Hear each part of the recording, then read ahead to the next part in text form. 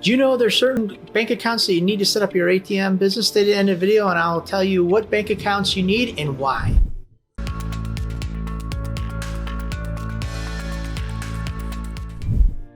Hi, this is Phil from PDQ Merchant Enterprises and the ATM Mastermind group page, and I help hundreds of aspiring ATM business owners go from zero ATMs to ATM Business Pro in as little as 30 days. Always remember, here at PDQ Merchant Enterprises and the ATM Mastermind group page, we buy your freedom back one transaction at a time. Without further ado, the top 5 reasons you need these kind of bank accounts when you start your ATM business.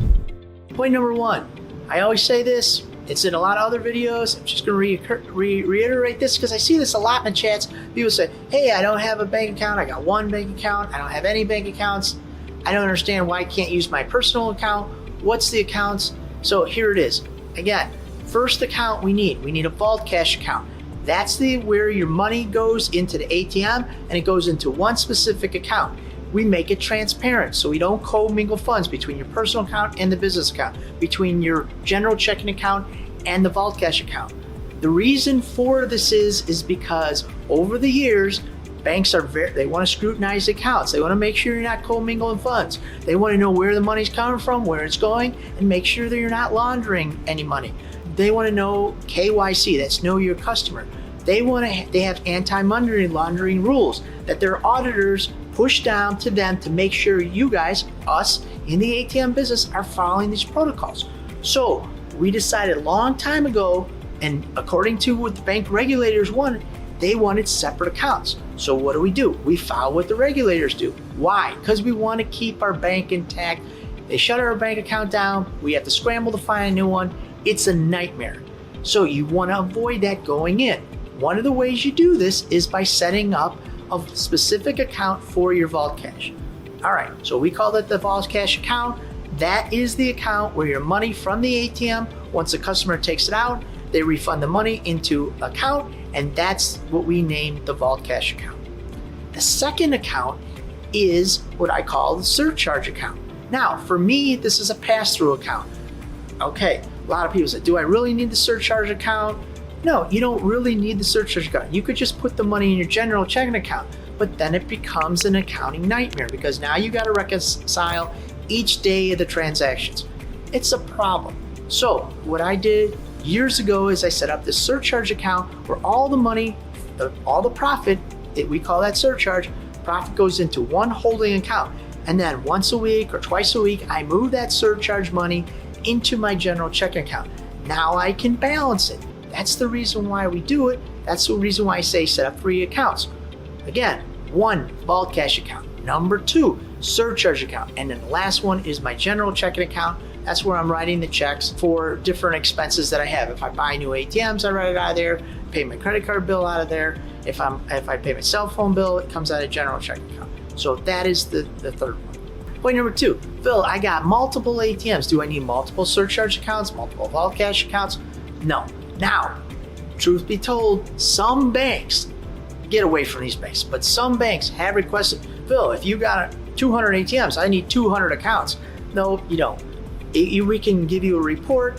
What happens is when you have multiple ATMs, you have a compressed file, there's only one deposit per day. I don't care if you got one ATM or 100 ATMs, it is all encompassing into one deposit. We have a breakdown. We can show the bank if they want to see what money came from what ATM. So we only need one account no matter how many ATMs we have. So if you're thinking about starting your own ATM business but didn't know where to start, stay to the end of the video and I will give you our free checklist on how to start an ATM business even if you have 0 business experience. In this checklist, I will share with you the 5 things you need to start your profitable ATM business so you can build a passive income source for your family. You'll have a clear roadmap towards ATM business success so you can build between $250 and $1,500 of passive income every single month. All right, let's get back to the video. So point number 3, Phil, can I just have either 2 accounts or 1 account? I don't want to have all those accounts, a lot of accounts, like going crazy, balance it. It's like, no. Always remember, so the answer is, can you have 2 accounts? Yes, you can have a vault cash account and a surcharge account or a checking account, but you need to have those 2. If you don't want to have the surcharge account, if you want to make your life a little harder, but you think it's easier and just have a general checking account, then have your general checking account, have your surcharge money go into there, and everything will be fine. But make sure that vault account is separate. That's the one that the bank always wants to see. You start putting money into your ATMs, it goes in there, you're writing checks. They're like, well, where's the money coming from? And then you're like, well, I put it in the ATM and it goes in my checking account. It's a whole nightmare. The banks don't want to see it. It's not a good situation, because then they feel, well, how are you getting the money? It must be you must be getting some money somewhere. And then they say, well, are you laundering money? Where's the money coming from? It's going in your ATM, that's going in a check account. It's a whole nightmare. They'll shut you down. You don't want to deal with that. Make sure that you keep the vault cash separate and the surcharge separate, or the vault cash separate and the checking accounts separate. Make sure those are separate. And I highly suggest 2, if not 3. 3 would be the best. It's the best way to do it. If you want to save, you know what? Okay, fine, go 2 accounts. Point number 4, Phil, I'm just starting out in the game. Do I need 3 checking accounts? What should I do? Now, here's what I'm telling you guys. If you're just starting out and you don't have any ATMs on the street, you know what? Just open up 1 checking account until you get there. Sometimes the bank charges per checking account. And now let's say you got 3 checking accounts, they're charging $15 a month, you got $45 a month, you're rolling out, you got no money coming in, you expense. I'm not a big fan. I always tell you guys, save the money in the beginning, that's fine. Open up the checking account because you want to make sure that you got somewhere a bank.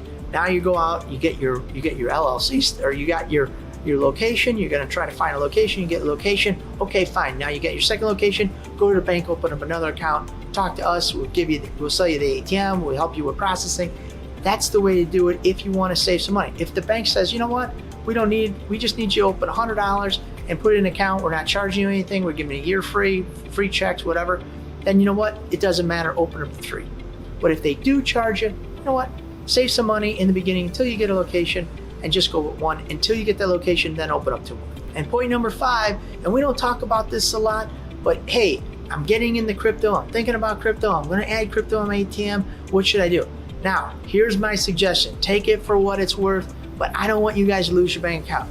Depending on who you do crypto with, you put it on your ATM, how is it going to come into your bank account? If it says 123 crypto, and you know what, your bank doesn't want you to do crypto, or they have a big anti-crypto policy, they're going to shut you down, because now you got 2 deposits coming in, 1 from your ATM provider, ISO, 1 from the crypto guy, and now it comes all in, and you know what? Pretty soon the bank says, oh, guess what? You're out of here. I don't want to deal in crypto. So my suggestion is, if that is the case, that somebody stamps that as an ACH, and you know what? Open up another account in another bank, put the crypto money in that bank, and keep the ATM with this bank. That way you avoid any and all costly mistakes, because you don't want to lose your bank account. And some of the banks, depending on who they are, we're getting away from this, but we're still there. Crypto has some negativity, and we don't want to jeopardize our bank account with negativity in crypto. Even though I know guys are making money, we don't want to lose that. Banks are still not 100% on board. So if you're interested in starting your own ATM business, I want to invite you to our free checklist entitled ATM Business Passive Income Checklist. 5 things you need to start a profitable ATM business, where I'll share with you 5 things you need to start a profitable ATM business so you can start earning passive income, make more money, and spend more time with your family. So click the link down below. Again, this is Phil from PDQ Merchant Enterprises and the ATM Mastermind Group page, where we buy your freedom back 1 transaction at a time. Thank you guys very much.